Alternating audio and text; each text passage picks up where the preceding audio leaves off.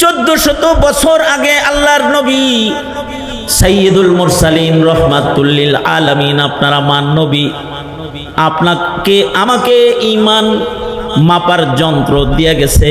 1400 বছর আগে দিয়ে গেছে। আল্লাহর রাসূল বলেন, ইদা সাররাতকা হাসানাতুকা ওয়া ইদা সাআতকা সাইয়্যাতুকা ফা আনতা মুমিন। আল্লাহর নবী বলেন, তোমার ভেতরে যদি তুমি লক্ষ্য করো, যদি তোমার ভেতরে তুমি গুনাহ হয়ে গেলে পেরেশানি পাও, পাপ হয়ে গেছে, তোমার দিল পেরেশান হয়ে যায়, আর নেকি সংগঠিত হয়েছে, তখন তোমার দিলে আনন্দ উপলব্ধি করো তুমি। অর্থাৎ ইবাদত করার পরে তুমি তোমার ভেতরে একটা শান্তি অনুভব করো, তোমার দিল খুশি হয় ইবাদত করে। আর গুনাহ হয়ে গেলে তুমি অস্থির হয়ে যাও, কেমনে এটা মাপ হইব, এই অস্থিরতা তোমার ভেতরে আছে। যদি এই দুই জিনিস কারোর ভেতরে পাওয়া যায়, তো আল্লাহর রাসূল বলে তাইলে সে মনে রাখতে পারে সে ঈমানদার। তাহলে সে ঈমানদার। কিছু মানুষ আছে না, তার ইবাদত হইল পেরেশানির বিষয়, আজান হইলে সে পেরেশান, কেমনে মসজিদের কাছ থেকে দূরে যাইব। আছে না নাই? জোরে বলেন, আছে না নাই? এতক্ষণ হুজুরের লগেই কথা কইতাছিল, একটু আগে যখন আজান হইছে ইমাম সাহেব তো মসজিদে ঢুকবো, এখন তার পেরেশানি যে কেমনে যাম হইতে। কারণ হুজুরের হাত ধরা থাকলেই তো উনি না নিজের হাতে দায়িত্ব সহকারে আমার মসজিদে লয়ে যাবে। এই জন্য ফাঁক ফুকর তালাশ করতেছে খালি কাটটা পড়ার, যেন মসজিদের ভিতরে ঢুকে সেজদা দিতে না হয়। তার মানে মসজিদের আজান তার পেরেশানির কারণ হইছে। এরকম কমবখ্ত, এরকম নালায়েক সমাজে জমিনে আছে না নাই? যার ইবাদত বন্দেগী ভাল লাগে না। অবশ্য ইবাদতের জন্য আকর্ষণ নাই, কিন্তু গুনাহের আকর্ষণ আছে, এটা দেখা যায়।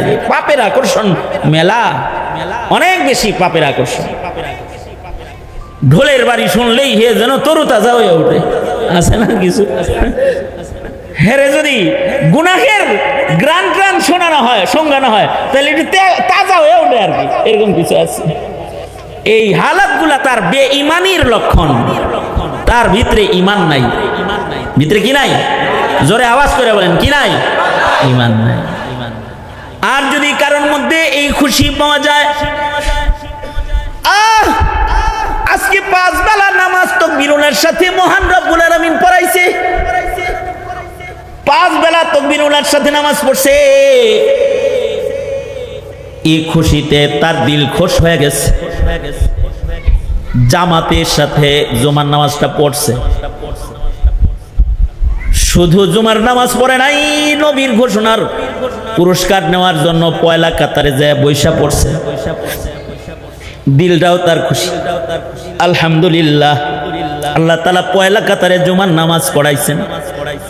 এই যে ইবাদত করার পর একটা খুশি যদি কারোর ভেতরে পাওয়া যায়, তাহলে এই খুশি তার ঈমানের লক্ষণ, তার ভেতরে আসলে ঈমান আছে। আর যদি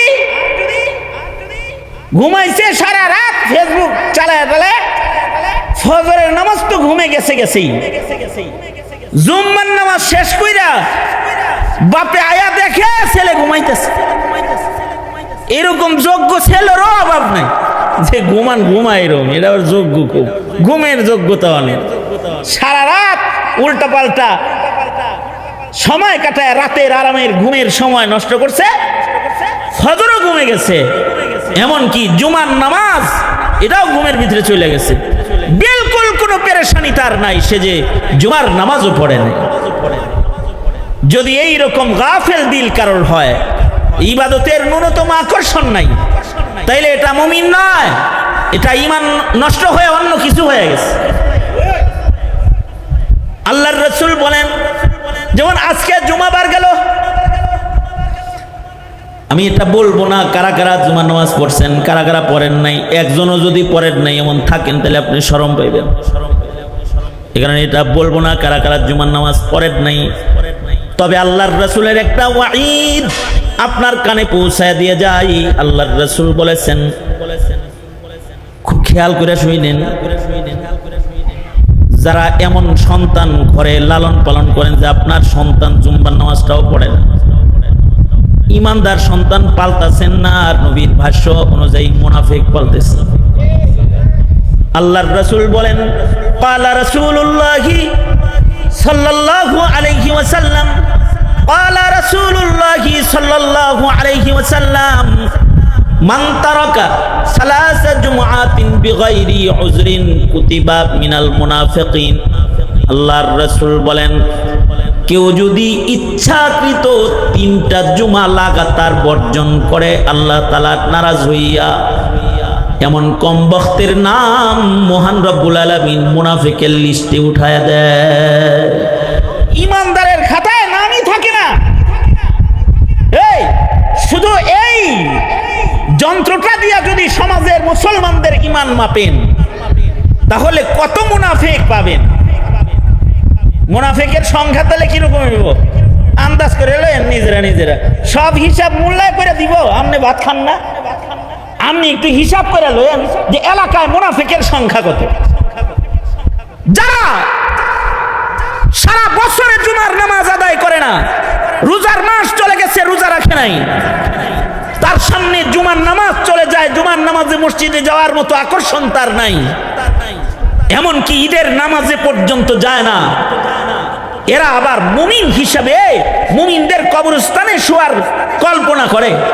এইরকম ডুপ্লিকেট মুসলমানদেরকে আগের যুগে কেউ সালামও দিত না। আর এখন তো এইরকম মুনাফিকরা ভোট পায়া নেতা হয়ে যায়, এমপি মন্ত্রী হয়ে যায়, মুসলমানের সমর্থন পায়া মুমিনদের ভোটে এরা নির্বাচিত হয়ে বড় পদ দখল করে বসে থাকে, অথচ এটা জুমার নামাজটাও পড়ে না।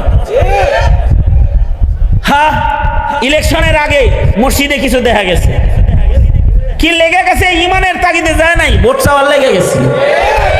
তখন যে একেবারে খতিব সাহেবের সাথে যায় বসে থাকছে, ওই তো ওয়াজ করবো আবার নামাজের আগে, বয়ানও করছে নামাজের আগে, ওয়াজও করছে, জুমার নামাজে তখন গেছে। এখন আর জুমার নামাজ মাফ হয়ে গেছে, এখন আর করে মসজিদের ধারে কাছে খুঁজে পাওয়া যায় না।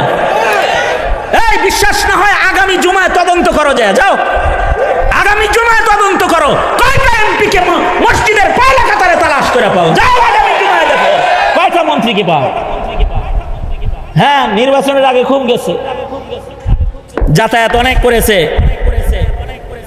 মসজিদে যায় বসে থাকছে। আমার এক পরিচিত ড্রাইভার বর্তমানে এক এমপির গাড়ি চালায়, ওই নির্বাচনের আগে ইলেকশনের আগে আমার লাগে দেখা, কই থাকস রে, কয় অমুকের গাড়ি চালায়। মাশাআল্লাহ, তাই তো একেবারে নিশ্চিত কনফার্ম সংসদ সদস্যর ড্রাইভার হয়ে গেছে। জি হুজুর।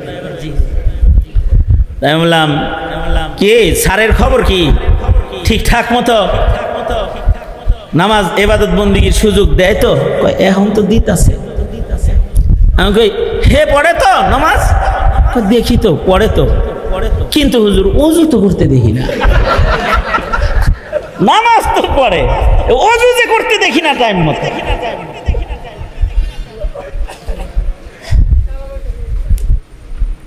অথচ ইচ্ছাকৃত ওযু ছাড়া কেউ যদি সেজদা দেয় ও কাফের হয়ে যায়।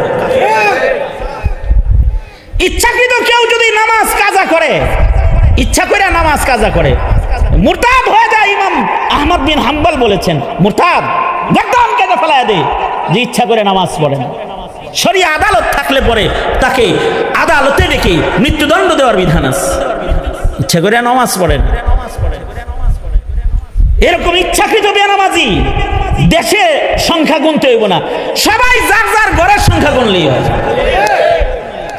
ঘরের সংখ্যা গুনেন, সব তো নামের শুরুতে মোহাম্মদ আছে, আর ভোটার আইডি আর পাসপোর্টের ভেতরে মুসলিম লেখা আছে। জাতীয় পরিচয় কি?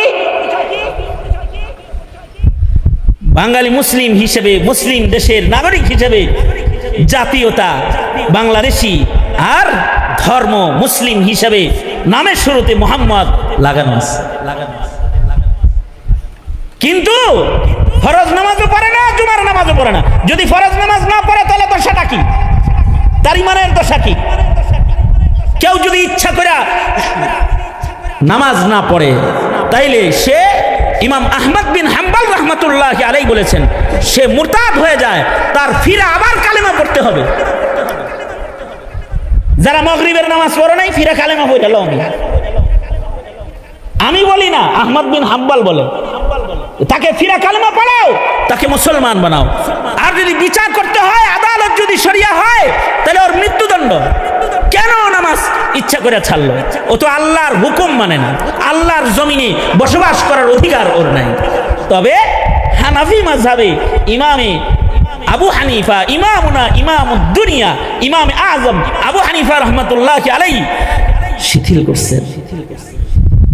ইমামে আজম আবু হানিফা রাহমাতুল্লাহ আলাইহি বলেন, ইচ্ছা করে যদি নামাজ না পড়ে, নামাজ না পড়ার রোগ যদি কারোর ভিতরে পাওয়া যায়, ধন্যবাদ জানাই সংসদের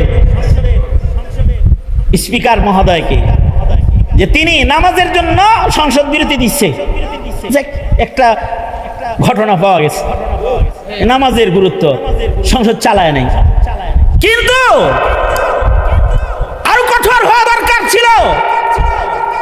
যারা মুসলমানের প্রতিনিধিত্ব করবে জাতির সংসদে নামাজের বিরতি চলবে, আর তারা মুসলিম পরিচয়ে বেনামাজি হয়ে কোথাও দাঁড়িয়ে থাকবে, বসে থাকবে, আড্ডা দিবে, সেজদার গুরুত্ব যার নাই, তার তো আসলে ঈমান নাই। সংসদে থাকা তো দূরের কথা, এই সকল বেনামাজিদেরকে ইমামে আজম আবু হানিফা বলেছেন, যারা বেনামাজি ওদের জেলের ভেতরে ঢুকায় রাখ, খোদার জমিনে আজাদ ঘোরাফেরা করার অধিকার ওদের নাই। আল্লাহর জমিনে যদি আজাদ ঘুরতে হয়, নামাজ পড়ে করুন লাগবে। কারণ ইচ্ছা করে নামাজ ছাইরা দেওয়া কুফরি। কারোর যদি ভাল লাগে লাগুক, না লাগে না লাগুক, কোন সময় মইরা যাবো, এটাই সত্য কথা। এটা তোমার বুঝে আসলেও সত্য, তোমার বুঝে না আসলেও সত্য। ইচ্ছা করে তুমি নামাজ তরক করবে তো মুসলিম শরীফের রিওয়ায়াত, ফাকাদ কাফার, সে কাফার হয়ে যাবে, সে মুরতাদ হয়ে যাবে। আর ইমামে আজম আবু হানিফা রাহমাতুল্লাহ আলাইহি বলে, ইচ্ছা করে নামাজ যদি কেউ ছেড়ে দেয়, তাকে জেলখানায় ঢুকায় রাখো।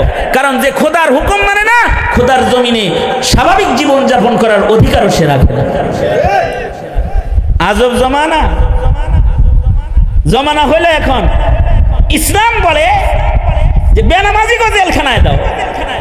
এখন হইলো দুনিয়াটা রাজত্ব হইলো বেনামাজিদের। এখন হইলো বেশি নীতির কথা যে বলবে তাকে ধইরা জেলে ঢুকায় দাও, অথবা দুনিয়া থেকে তাড়ায় দাও। আজব জমানা চলে আসছে এখন উল্টা। ঠিক আছে, তোমাদের হাতে সব করো, কিন্তু এগুলো নসিহা শুইনা রাখো, আর মনে রাখো যে এই পৃথিবীতে কেউ থাকে নাই, তোমার বাবাও নাই, তোমার দাদাও নাই, তোমার নানাও নাই, তুমিও নাই, এটাই সত্য।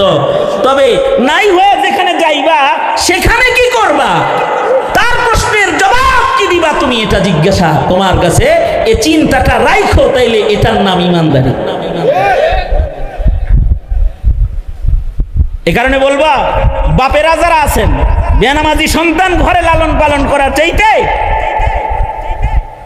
বেনামাজি সন্তান লালন পালন করার চাইতে কুকুর শ্রীগাল পালে যারা, এটা অনেক ভালো। বেনামাজি পালবেন না ইচ্ছা করে, নিজের সন্তানকে বেনামাজি বানাবেন না। মা বাপ হিসাবে আপনি একটা ঘরের সরকার, আপনি সন্তানকে বলে দেন, আমার ঘরে বেনামাজির ভাত নাই, এটা বলে দেন। আপনার কন্যাকে বলে দেন, বেনামাজির ভাত নাই। মা, আপনি তো শাসন করুন নিজের সন্তানকে, বেনামাজির রান্না এই হাতে আমি খাদিজা, সুমাইয়া, ফাতেমা করি না, বলে দেন। এটা দেখা নামাজ পড়বি, জুমার নামাজের মূল্য যার কাছে নাই ও মুনাফিক। ফরজ নামাজের ইহতিমাম যার নাই, ওর ঈমান নষ্ট হয়ে যায়। হ্যাঁ, যদি এরকম হয়, অ্যালার্ম দিয়ে ঘুমাইছে, ফজরের নামাজ পড়বে, কিন্তু ঘুমের ঘরে তার ফজর কাজা হয়ে গেছে নিজের অনিচ্ছায়। সূর্য উদয় হওয়ার পরে ঘুম ভাঙছে, পরে দেখে ফজর কাজা হয়ে গেছে। ঘুম থেকে জাগার পরে যদি নামাজ বর্জন, নামাজ তরক, নামাজ কাজার চিন্তায় তার মুখ দিয়া যদি বের হয়ে যায় ইন্না লিল্লাহ, হায় রে রবের কদমে সেজদাটা তো ফজরে দেই নাই রে, যদি তার মুখ দিয়া বের হয়ে যায় আহ ফজরের নামাজ ছুটে গেল, আল্লাহ এই যে এতটুকুন আফসোস, এটার নাম ঈমান। নামাজ ছুটে যাওয়ার গুনাহের পেরেশানি তাকে আক্রমণ করেছে। আল্লাহর রাসূল বলেন এই পেরেশানি, গুনাহ হয়ে গেলে পেরেশানি যদি কারোর ভেতরে পাওয়া যায়, আর নেকির খুশি যার ভেতরে তালাশ করে পাওয়া যায়, রাসূল বলেন ফা আনতা মুমিন, তুমি ঈমানদার, তুমি মুমিন। এই আনন্দ কারোর ভিতরে না থাকলেও তো পাঁচ ওয়াক্ত নামাজই পড়তে পারবে না। ইবাদতের আনন্দ যদি কারোর ভেতরে না থাকে তাহলে সে পাঁচ বেলা নামাজ পড়তে পারবে না। নামাজ খালি পড়া না, তাকবীরে উলার সাথে পড়া, জামাতের সাথে পড়া, ইহতিমামের সাথে পড়ার আগ্রহ, আকর্ষণ। ঈমান যত ভালো হবে এই আকর্ষণগুলো তত ভালো হবে। এ কারণেই 40 বছর তাকবীরে উলার নামাজ পড়ছে ইমামে আজম আবু হানিফা রাহমাতুল্লাহ আলাইহি। 40 বছর এশার ওযু দিয়া ফজরের নামাজ পড়ছে। সাইয়্যিদুত তাবিঈন,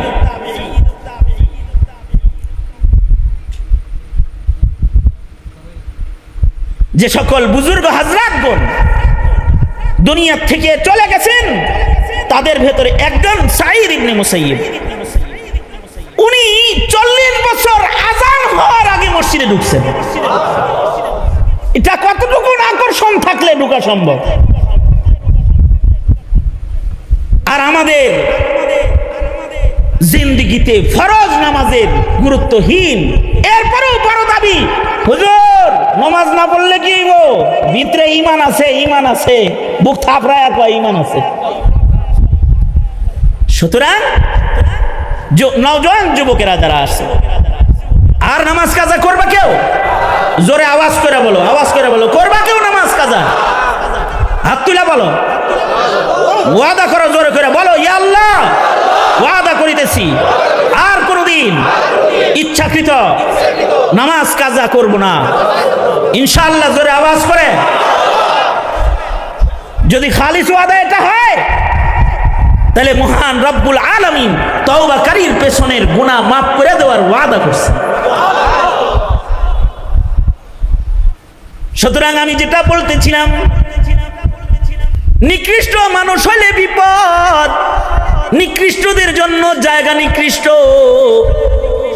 যারা নিকৃষ্ট তাদের জন্য রব্বুল আলামিন জাহান্নাম বানাইছেন।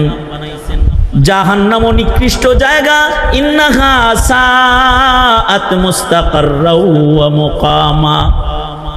আর উৎকৃষ্ট যারা তাদের জন্য জান্নাত বানাইছেন, খালিদিনা ফিহা লা ইয়াবগুনা আনহা হিওয়ালা।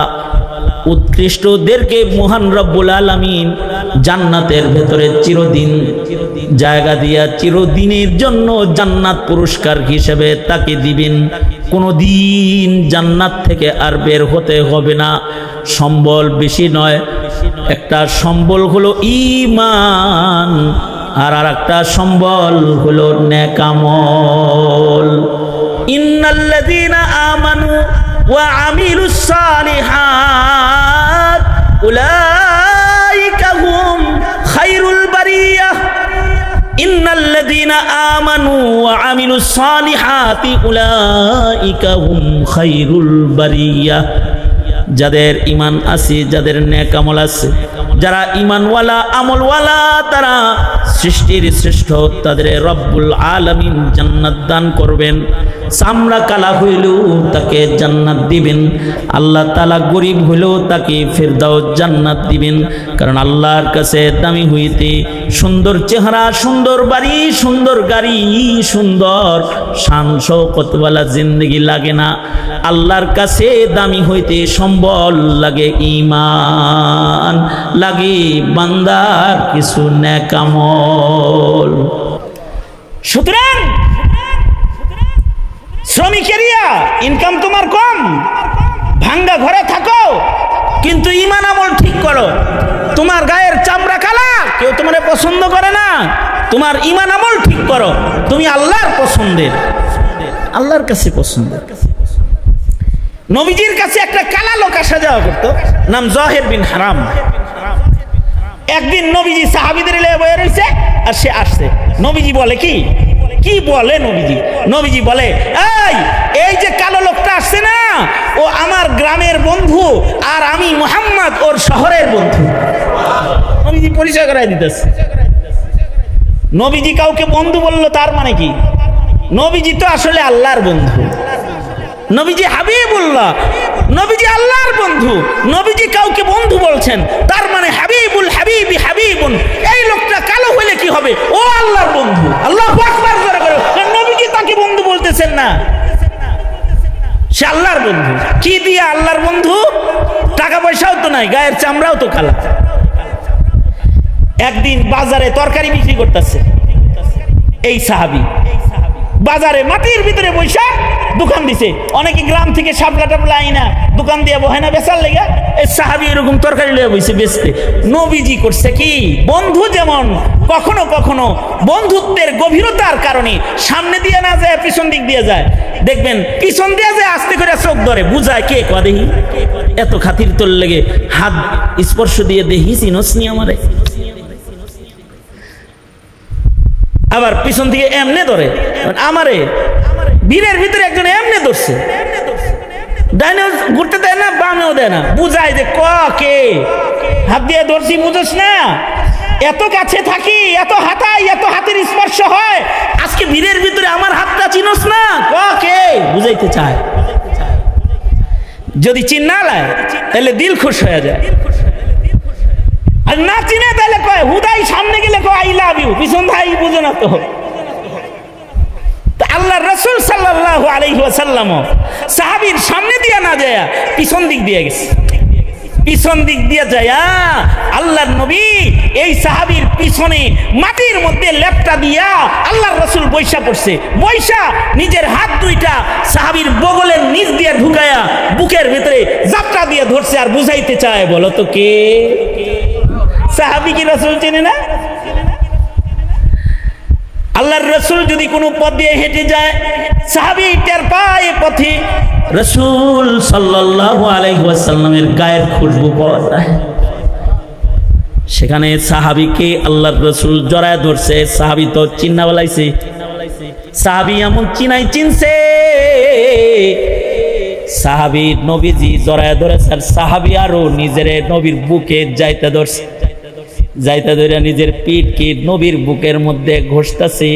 অর্থাৎ নবী আরবির দেহের স্পর্শের বরকত নিজের দেহের চতুর্দিকে লাগাইতেছে। সাহাবীর ধান্দা হলো আল্লাহর রাসূলের চামড়ার স্পর্শের বরকতটা দেহের মধ্যে লাগায় রাখি, এই স্পর্শ নাজাতের উসিলা হইতে পারে। কারণ আমার নবীর সাথে যেই মাটি লাগে, ও মাটি আরশের চাইতে দামি। মদিনাতুল মুনাওয়ারার মাটি যেটা নবীজির দেহে লেগে রয়েছে, আরশের চাইতে দামি। তাই নবীর দেহের সাথে ঘষা লাগাইলে দাম বাড়বো না নিজের? ঘষতেছে এবার, ধরছেই যে এতে যাইতা নিজের পিঠটাকে নবী আরবির দেহ মুবারকের সাথে ঘষা দিয়া একটু নিজে বরকত নিয়ে নিতেছে, এই চান্স পায়। সাহাবীরা খালি নবীজির দেহের স্পর্শের বরকত তো অনেক বেশি।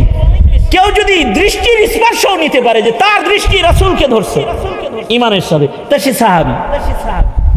সাহাবীরা নবীজির গায়ের কাপড়ের স্পর্শওয়ালা কাপড় নেওয়ার জন্য পাগল ছিল। একবার আল্লাহর রাসূল খুতবা দিয়ে নামছেন মসজিদে নববীতে, সাহাবী যাই কয়, নবীজি আপনার গায়ের এই আবায়াটা দেন, এটা আমারে দেন, হাদিয়া দেন। নবীজি তো আম্মা সাইলা ফালা তানহার, যে নবীর উপরে নির্দেশ, চাইলে নবী আর না দিয়া পারে। নবীজি সাথে সাথে ঘরে ঢুইকা জামা পরিবর্তন করে, জামাটা প্যাকেট করে বাইরে আইনা সাহাবীরে দেওয়ার জন্য রেডি করতেছে। এদিক দিয়া মসজিদের সাহাবীরা হেরে ধরছে, হেই নবীজির জামা চালিগে চালিগে, নবীর জামাকে দিয়ে ঘুরবা, চাইলা কেন এটা? সাহাবী বলে কি, আমি কি এটা চাইছি, এটা গায়ে দিয়ে আমি ঘুরবো আর হেডাম করবো, এর লেগে চাইছি? আরে আমার তো সম্বল দরকার, সম্বল। আমি নবীর গায়ের জামাটা চাইছি, আমি মইরা গেলে এটারে কাফন বানায় একটু কবরে নিয়ে যাওয়ার লেগা। রাসূলের গায়ের স্পর্শের জামা যেন প্রমাণ করে আমি নবীর দলে। নবীজি কিন্তু শুনতেছে ঘরের ভিতর থেকে যে আমার জামাও নিয়ে কাফন বানাইবো। নবীজি ঘরের থেকে শুনতেছে এগুলো। শূন্য টুন্য আল্লাহর রাসূল এনে জামাটা দিয়ে দিলেন। তার মানে বোঝা যায় কেউ যদি মৃত্যুর আগে নিজের কাফন কিনা রেডি করে তাহলে ফকিহরা বলে এটা জায়েজ আছে। কিন্তু কেউ যদি মনের মতো কবর খুঁজে রাখে, এ ঘরে থাকে একটা কবর রেডি, টিন দিয়ে ডাহা, কি লেগা কবরের চিন্তায় মাঝে মাঝে ওই কবরে যায় বসে কোরআন তেলাওয়াত করি, আসলে বন্ধ। কিন্তু কাফনের কাপড় তো প্রস্তুত করে রাখা আগেই জায়েজ আছে, কিন্তু তাই বলে কবর রেডি করে রাখা করেন কে মিয়া? বুঝতেছেন কিছু? মানে আপনি আপনার কাফন কিনা রেডি করে রাখতে পারবেন, জায়েজ আছে। অথবা আমরা এক ভক্ত আমরা এসে কয়, যার যার আবেগ এক এক রকম আবেগ। আমার এক ভক্ত, আমি হজে যাব, গত 2 বছর আগে আমার কাছে আসছে, আমি এহরাম পড়ছি তখন আইছে একেবারে আইয়া আমার এহরামটা দইরাই কইতাছে এইটা আবার হজ উমরা শেষ কইরা করে দিয়ে দিয়েন না, এটা আমি চায় রাখলাম। কেন নিবা কেন? কয়ে আমি তো গরিব মানুষ, আমি কাবা তো অফ করতে পারবো না, এই কাপড়টা তো কাবা তো অফ করবো, আরাফা মিনা মুজদালিফায় যাইব, এটা আমি কাফন বানায় নিবার চাই। আমি দেখলাম এটা জায়েজ আছে, তো কেউ যদি কাফন প্রস্তুত করে জায়েজ আছে, না করি কেমনে? তো আমি বললাম ঠিক আছে দিমুনি। হায় হায়, আমি হজের থেকে আসার পরে খবর পাওয়ার সাথে সাথে কাফনের লেগে হাজির। তুই কি করবো? দিয়ে দিস। কারণ কেউ যদি কাফনের কাপড় প্রস্তুত করে রাখে জায়েজ আছে। ওই যে সাহাবী কাফনের কাপড় রেডি করে নবীজির কাছে চায় নিতেছে, নবীজি ঠিকই কাপড়টা দিয়ে দিলেন, সাহাবী এটা কাফন বানায় কবরে লয়ে গেছে। এক সাহাবীর চুল ধরছিল নবীজি জীবনে, এই চুল সাহাবী জীবনে আর কাটে নাই। আমি মাহজুরা কেন? এই রাসূলের হাতের স্পর্শের চুলটা কবরে নিয়ে যাওয়ার জন্য। সাহাবী তো সাহাবী, আল্লাহর রাসূল সাহাবীর আবেগ, নবীজির আরো আবেগময় কথা। সাহাবীর সাথে রসিকতার মধ্যে নবীজি ডুবে পড়ছেন। আল্লাহর রাসূল এই সাহাবীকে জড়ায় ধরে কয় বাজারের মধ্যে, মাইয়াশতারি হাদাল গুলাম, এ মদিনার বাজারের লোকেরা এই গোলামটাকে আমি বিক্রি করব, কে কিনবা? আল্লাহর রাসূলের গোলাম হওয়া এটা তো অনেক বড় ভাগ্যের জিনিস। रसूले खुदा की गुलामी में क्या है, जरा तुम गुलामी में आकर तो देखो, गुलामी है बादशाही से बेहतर, इधर आओ किस्मत जगा कर तो देखो, फजीलत बड़ी है दरे मुस्तफा की, बरसती है उस दर पे रहमत खुदा की, फजीलत बड़ी है दरे मुस्तफा की, बरसती है उस दर पे रहमत खुदा की, जो तुमको भी है फैज़ पाने की ख्वाहिश, जबीने अक़ीदत झुका कर तो देखो, गुलामी है बादशाही से बेहतर, इधर आओ किस्मत जगा कर तो देखो। मुहम्मदुर रसूलुल्लाह सल्लल्लाहु अलैहि ওয়াসাল্লামের গোলামি, এটা তো বড় ভাগ্যের। কেউ যদি আল্লাহর রাসূলের গোলাম হইতে পারে এর চেয়ে বড় ভাগ্য আর নাই। সেখানে আল্লাহর রাসূল সাহাবীকে বলে, কে আসছ রে এই বাজারে, এই গোলামটা বেচমু। সাহাবী রাসূলের সাথে হাসি মুখে আল্লাহর রাসূলকে বলে, নবীজি লাভ হইব না। কারণ হলো এমন কালা মানুষের দাম বাজারে নাই। এমন কালা গোলাম, আর কয় টাকা দিয়া মানুষ কিনবে, এটার দাম নাই, লাভ হইব না, দাম নাই। আল্লাহর রাসূল বলে বাজারের মানুষের কাছে তোমার চামড়া কালো, এজন্য গোলাম হিসেবে তোমার দাম নাই, কিন্তু আমি রাসূল সাক্ষী দিতেছি তুমি আল্লাহর কাছে অনেক দামি, তুমি ইনদাল্লাহ অনেক দামি আল্লাহর কাছে। এই কালা সাহাবী যে আল্লাহর কাছে দামি কি দিয়া? তার ঈমান দিয়া, তার আমল দিয়া। ইনশাআল্লাহ ঈমান আমলের যত্ন করব, ইনশাআল্লাহ বলেন। দুরূদ শরীফ পড়েন, সাল্লাল্লাহু আলা সাইয়্যিদিনা ওয়া মাওলানা মুহাম্মদ ওয়া আলা আলিহি ওয়া আসহাবিহি ওয়া বারিক ওয়া সাল্লিম। আল্লাহুম্মা সাল্লি আলা সাইয়্যিদিনা ওয়া মাওলানা মুহাম্মদ ওয়া আলা আলিহি ওয়া আসহাবিহি ওয়া বারিক ওয়া সাল্লিম। আলহামদুলিল্লাহি রাব্বিল আলামিন ওয়াস সালাতু ওয়াস সালামু আলা সাইয়্যিদিল আমবিয়া ওয়াল মুরসালিন মুহাম্মাদিন ওয়া আলা আলিহি ওয়া আসহাবিহি আজমাইন। সুবহানাল্লাহি ওয়া বিহামদিহি সুবহানাল্লাহিল আযীম। রব্বুল আলামিন, মধ্যরাত হয়ে গেছে, তোমার বান্দাদেরকে নিয়ে কিছু কথা বলেছি, ভিক্ষুকের মতো হাত বাড়ায়া ধরেছি। ইয়া আল্লাহ, জিন্দেগীর সব গুনাহ মাফ করে দাও, মাদ্রাসা আমিনাতুন নিসাকে কবুল মঞ্জুর করে নাও। ইয়া আল্লাহ রব্বুল আলামিন, যারা সাদাকা খায়রাত করেছে তাদের সাদাকাগুলো কবুল করে নাও। রব্বুল আলামিন, ঘনবসতি এই অত্র এরিয়ার দ্বীনি প্রতিষ্ঠানের বহু জরুরত, এলাকায় নারীদের ছেলেদের যত মাদ্রাসা আছে সব মাদ্রাসাগুলোকে কবুল মঞ্জুর করে নাও। এর ওসিলায় মুসলিম সন্তানদেরকে ঘরে ঘরে নেককার পরহেজগার বানায় দাও, হাফেজ আলেম পয়দা করে দাও, আলেমা পয়দা করে দাও। আল্লাহ রব্বুল আলামিন, বুড়াদের হযরত আবু বকর বানায় দাও। সভাপতি সাহেব আমার অত্যন্ত মুহাব্বতের মুরিদ, রব্বুল আলামিন ভুইয়া সাহেবকে নেক হায়াত লম্বা করে দাও। রব্বুল আলামিন, আমরা যারা এখানে বসে রয়েছে, ইয়া আল্লাহ সকলকে দিন বোঝার তৌফিক দাও, দিন মানার তৌফিক দাও। অসুস্থ রোগীদেরকে সুস্থ করে দাও। ইয়া আল্লাহ, ঋণগ্রস্তকে ঋণ মুক্ত করে দাও, পেরেশান বান্দার পেরেশানি দূর করে দাও।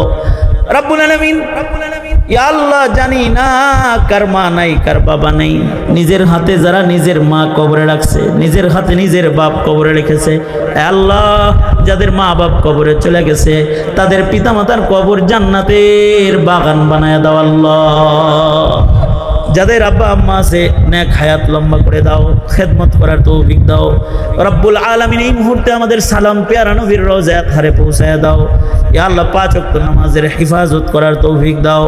ইয়া আল্লাহ, কোরআনের তেলাওয়াত করাও, জিকির করাও, দুরূদ পড়াও, আমলের লজ্জত দাও, গুনার ঘৃণা দিলের ভেতরে বসায় দাও। اللهم اجعل ثارنا على من ظلمنا وانصرنا على من عادانا ولا تجعل مصيبتنا في ديننا ولا تجعل الدنيا أكبر همنا ولا مبلغ علمنا ولا غاية رغبتنا ولا تسلط علينا من لا يرحمنا. اللهم زدنا ولا تنقصنا وأكرمنا ولا تهنا وأعطنا ولا تحرمنا وآثرنا ولا تؤثر علينا وارضنا وارض عنا يا كريم. রব্বুল আলামিন, অনেক কিছু বলার, ইয়া আল্লাহ সকল খায়রের দরওয়াজা প্রশস্ত করে দাও। ইয়া আল্লাহ মজলুমদেরকে মদদ দাও, জালিমদেরকে নাস্তানাবুদ করে দাও। আল্লাহ শারর বালা থেকে বাঁচাও, জান্নাতের পথে চালাও, শয়তানের ধোঁকা থেকে ধরে ধরে আমাদের তুমি বাঁচাও। সুবহান রাব্বিকা রাব্বিল ইজ্জাতি আম্মা ইয়াসিফুন ওয়া সালামুন আলাল মুরসালিন ওয়ালহামদুলিল্লাহি রাব্বিল আলামিন। আসসালামু আলাইকুম ওয়া রাহমাতুল্লাহি ওয়া বারাকাতুহু।